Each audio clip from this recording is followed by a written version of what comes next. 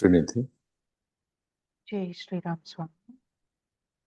స్వామి ఇక్కడ 16 శ్లోకంలో స్వామి తన కల్పిత శరీరమును యమ నియమాతులచే శోషింపజేయుచు భృగుని పుత్రుడగు శుక్రాచార్యుని మనంబు సమంగా నదీ తటమున తపంబొనర్చుచున్నది. వాయాదులచే శుష్కింపబడినట్టి వాని పూర్వదేహము దీర్ఘ పాషాణ శిలలపై చిరకాలము పొర్లుచుండెను అని అన్నారు స్వామి. ఇక్కడ ఈ శ్లోకార్థంలో స్వామి యమ నియమాదులచే అంటే తపస్సు యొక్క నియమాలచే అని అర్థమవుతుంది స్వామి. అక్కడి నుంచి వాయువ్యాధులచే శుష్కింపబడినట్టి వాని పూర్వదేహము దీర్ఘ పాషాణ శిలలపై చిరకాలము పొర్లుచూనుండెను అని అంటే ఆయన యొక్క పూర్వదేహము అంటే భృగుని యొక్క తనని యొక్క ఆ దేహము అని అర్థమవుతూ ఉంది స్వామి నాకు. ఇవి కరెక్టేనా స్వామి? ఆ తర్వాత ఆయన అనుభవించిన దేహాలన్నీ మానసికమే కానీ ఇట్లా స్థూలంగా ఆయన అనుభవించలేదు, ధ్యానస్థుడై ఉండి ఉన్నారు కాబట్టి అని అర్థమవుతుంది స్వామి. దీనిలో కొంచెం క్లారిటీ ఇస్తారని అడుగు. ఏది శుక్రాచార్యుని శరీరము పూర్వదేహం అని చెప్పబడుతున్నదో స్వామి అది కూడా మానసికమే. అది స్థూలంగా అనుభవించబడుతోంది అక్కడ అనిపిస్తుంది. అది కారణదేహంగా కనపడి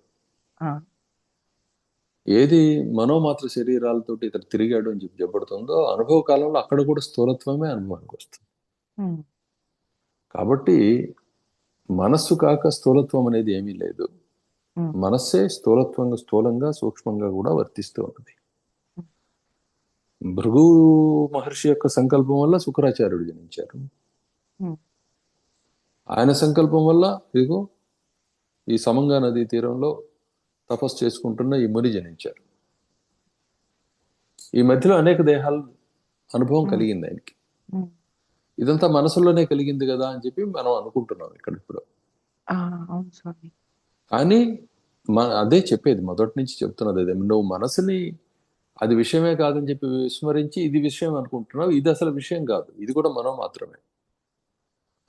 దీని నుంచే మనసు పుడుతూ ఉన్నది తప్ప మరొక దాని నుంచి మనసు పుట్టదు కదా ఎప్పుడు కూడా. ఇది అందరికి అనుభవంలో ఉన్న విషయమే కదా.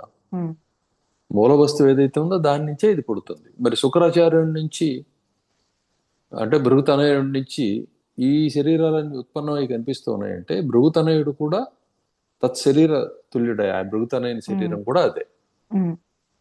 అంతా మనో మాత్రమే కానీ వేరే ఏం లేదు. ఎక్కడ చిక్కుకుందో ఆ మనస్సు ఆ అనుభవాన్నే పొందుతుంది. ఇక్కడ కనపడుతున్నది ఏమిటంటే ఎవరైనా చనిపోయారు అని చెప్పి అనుకున్నప్పుడు వాళ్ళ శరీరం పంచభూతాల్లో కలిసిపోతూ ఉన్నది, స్థూల శరీరం. కాబట్టి వాళ్ళకి పూర్వదేహం ఇక్కడ ఉన్నట్లుగా, మరి ఇప్పుడు చచ్చిపోయిన వాళ్ళ దేహాలు లేవు కదా. కానీ ఇక్కడ ఈయన శరీరం అక్కడ నశించలేదు అని చెప్పి చెబుతున్నారు. ఇదంతా మనసు లోపలే. మళ్ళీ మనసు లోపలే మరణము అమరణము అనే రెండు కూడా అనుభవానికి వస్తూ ఉన్నాయి. ఇది విషయం. ఏ మనసు లోపల ఎక్కడికక్కడ ఆ దృశ్యం ఒక మనోరూపం అయి ఉంది. దాని అంతర్గతంగా ఉత్పన్నం అవుతున్నది కూడా మనోరూపం అయి ఉన్నది. అది కూడా ఇంకొక మనసును యందు అంతర్గతమైన సూక్ష్మమైన లేకపోతే స్థూలమైన విషయమే అయి ఉన్నది ఎక్కడికక్కడ. ఈ రెండు స్థూల సూక్ష్మ భాగాలుగా అని చెప్పాం కదా. ఇలా అనుభవం అంతా ఎప్పుడు స్థూలంగా సూక్ష్మంగా ఉంటుంది. సూక్ష్మాన్ని లోపలనే మనం సరి చేసుకోవచ్చు, లేదంటే ఇష్టం వచ్చినట్లుగా మనం విస్తరించవచ్చు, కావలసిన దృశ్యాన్ని లోపల చూడవచ్చు. కానీ అది వాస్తవం కాదని ప్రస్తుత విశ్వాసం ఇప్పుడు ఉండే జ్ఞానాన్ని ధారణ చేసిన బుద్ధిని అనుసరించి. నిజానికి ఇది కూడా మనస్సే. ఇది కూడా మరొక దీర్ఘ స్వప్నంలోని అంతఃస్వప్నమే.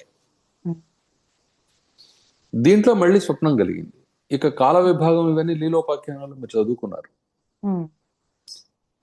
ఆ ఒక దేహంలో మరొక దేహంలో ఎలా ఈ కాలాలు కనిపిస్తాయి అంటే మరి అక్కడ చతుర్యుగాలు అవి ఇవి చాలా అనుభవించాడు ఆయన మనసులో.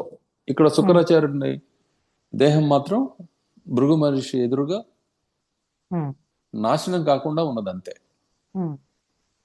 చిక్కిపోయి ఉన్నది కానీ ఉంది, దేహం అలా నిలబడి ఉంది. దాన్ని ఏ జీవులు కూడా ఏమీ హాని చేయలేదు అని చెప్పారు. ఇక్కడ చెప్పదలుచుకున్న విషయం ఏమిటి? ఏదైనా మనో మాత్రమే అని చెప్తున్నారు కానీ అలా మనకు అర్థం కావట్లా. ఆ దేహం ఎలా అయింది, ఇది ఎలా వచ్చింది, ఈ ఆలోచనలే కలుగుతున్నాయి మనకి. కారణం ఏంటంటే నీ బుద్ధి స్థూల బుద్ధిగా ఉన్నప్పుడు బాహ్యాభ్యంతరాలు అనే వాటిని అనుభవిస్తూ విశ్వసిస్తూ ఉన్నప్పుడు ఇటువంటి ప్రశ్నలు ఉత్పన్నం అవుతాయి అన్నమాట. అందువల్లనే చెప్పేది, నీకు బాహ్యం అని ఏదైనా కనిపిస్తుందో ఈ జగద్ రూపంలో అది ఆత్మానుభవమే తప్ప అన్యానుభవం కాదు. ఆత్మ మనోరూపంలో అనుభవానికి వస్తూ ఉన్నది. మనసు లేకుండా అనుభవం అనేది ఉంటుంది. మనోలయం అయిపోయిన తర్వాత ఉండే స్థితిని కైవల్యం అనే పేరుతోటి చెప్తున్నాం. అర్థమైంది అనుకుంటాను. స్వామి బోధపడుతుంది స్వామి. అది సంగతి.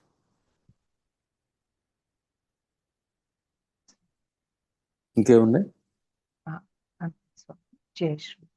స్వామి యమ నియమాదులు అంటే తపస్సు యొక్క నియమాలు అనే కదా స్వామి, సత్యం అహింస. యమ నియమాలు అంటే ఇప్పుడు అష్టాంగ యోగం ఉన్నది కదా, పతంజలి మహర్షి చెప్పింది. అంటే ఆయన వివరించారు. ఆయన యోగం ఆయన కనిపెట్టింది కాదు. తపోవంతులయ్యే వాళ్ళు, తత్వజ్ఞానం పొందగోరే వాళ్ళు ఎలా నడుచుకుంటారు, దాంట్లో ఆ స్థితులు ఏముంటాయి అన్నది చెప్పారు. అంతేగాని పతంజలి మహర్షి వాటిని కనిపెట్టలా. వీళ్ళందరూ అలా చెప్తూ ఉంటారు. అది ఎవరు కనిపెట్టినవి కావు, అది బ్రహ్మదేవుడు ఇచ్చినవే ఎవరికి ఇచ్చినా సరే. దాన్ని ఒక వైనంగా ఆయన చెప్పారు ఎవరు, పతంజలి మహర్షి. అలా అటువంటి వైనాన్ని ఇచ్చారు కాబట్టి ఆయనకి అందరూ నమస్కారం చేస్తారు. అంతే. ఇక్కడ కనిపెట్టబట్టడానికి ఏమున్నాయి కొత్తగా? ఎప్పుడూ ఉండవు.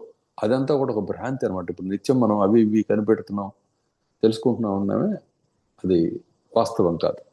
అలానే యోగ శాస్త్రమైనా మరేదైనా సరే క్రొత్తగా ఇక్కడ సాధించి కనిపెట్టబట్టడానికి ఏమీ ఉండదు.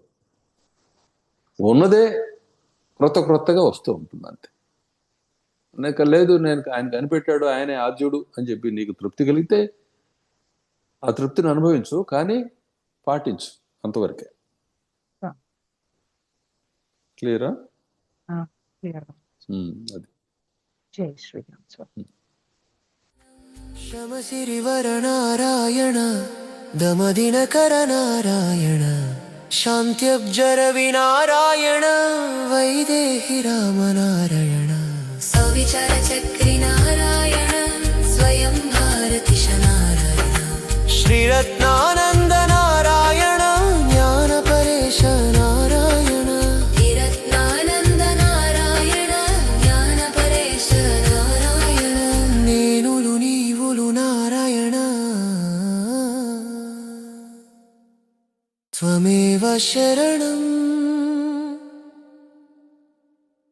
నారాయణ.